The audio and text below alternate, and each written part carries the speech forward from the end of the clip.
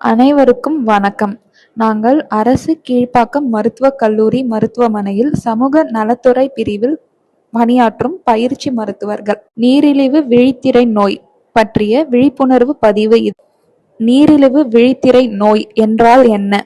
நீரிழிவு விழித்திரை நோய் கண்ணின் பின்புறத்தில் உள்ள ஒளி உணர்திறன் திசுக்களான விழித்திரையை பாதிக்கிறது.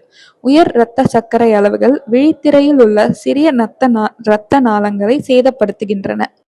நீரிழிவு விழித்திரை நோயின் ஆபத்து காரணிகள்: உயர் இரத்த அழுத்தம் மற்றும் கொலஸ்ட்ரால், கட்டுப்பாடற்ற இரத்த சர்க்கரை அளவு, நீண்ட கால நீரிழிவு நோய் வகை 1 அல்லது வகை 2, புகைப்பிடித்தல், மது அருந்துதல் மற்றும் மோசமான வாழ்க்கை முறை பழக்கம். நீரிழிவு விழித்திரை நோயின் அறிகுறிகள்: முதலில் மங்கலான பார்வை, பிறகு படிக்கவோ அல்லது வாகனம் ஓட்டவோ முடியாதபடி மைய பார்வையில் உள்ள சிக்கல், மிதவைகள் அல்லது கரும்புள்ளியை பார்ப்பது, அது எண்ணெய் மிதப்பது போன்ற தோற்றம் அல்லது பூச்சி பறப்பது உள்ள தோற்றம், இரவில் பார்ப்பதில் சிரமம், ஒளியை பார்க்கும் போது கண்ணில் ஏற்படும் கூச்சம், நிறங்களை வேறுபடுத்துவதில் சிரமம், சிவப்பு மற்றும் பச்சை நிறங்களை வேறுபடுத்துவதில் சிரமம், பிறகு படிப்படியான பார்வை இழப்பு அல்லது திடீர் பார்வை இழப்பு.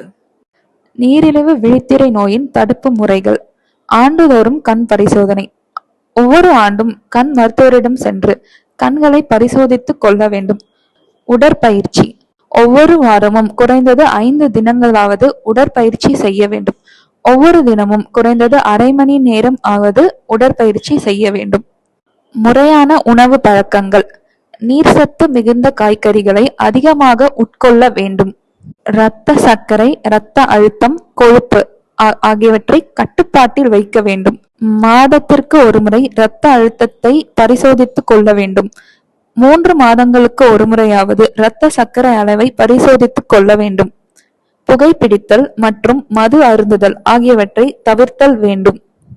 மருத்துவர் பரிந்துரைக்கும் மருந்துகளை முறையாக எடுத்துக்கொள்ள வேண்டும். கண் தொந்தரவினை அலட்சியப்படுத்தாதீர். நீரிழிவு ரெட்டினோபதியிலிருந்து பாதுகாப்பான பார்வை. நன்றி, வணக்கம்.